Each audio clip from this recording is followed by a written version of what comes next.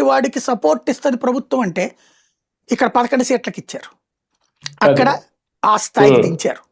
ఎప్పుడైనా సరే అరాచకాన్ని ప్రజలు భరించలేరు.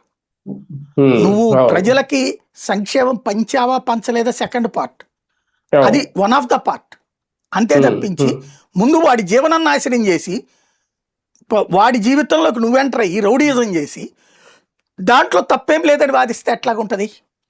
పశ్చిమ బెంగాల్లో హిందువుల్ని టెర్రరిస్ట్ గా చూపాలనుకునే పార్టీకి ఒక గట్టి సమాధానం చెప్పేసిందా బీజేపీ? ఇంకా ముందుందా?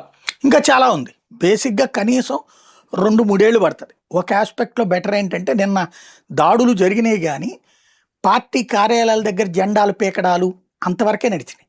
ఎవరిని మర్డర్లు చేయాలా, ఎవరిని పొడి చేయాలి. ఒకసారి లాస్ట్ ఎలక్షన్స్ ముందు చూసుకోండి, 2021 ఎలక్షన్స్ అప్పుడు పేపర్లు తీయండి, కనీసం 50-100 మంది చచ్చిపోయారు. అప్పుడు బీజేపీ వాళ్ళని చంపేశారు.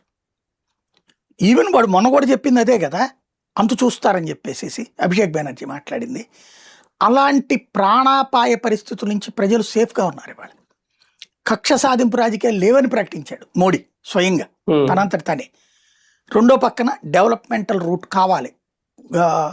వాళ్ళు ఏంటంటే సుదీర్ఘకాలం నుంచి మోసపోతూ వస్తున్నారు కమ్యూనిస్టులతో నాడు, మమతా బెనర్జీతో నిన్నటిదాకా. ఏంటంటే కేంద్ర ప్రభుత్వ పథకం ఇప్పుడు ఆయుష్మాన్ భారత్ ఉంది కదా, మన ఆరోగ్యశ్రీ టైప్ది, బెంగాల్లో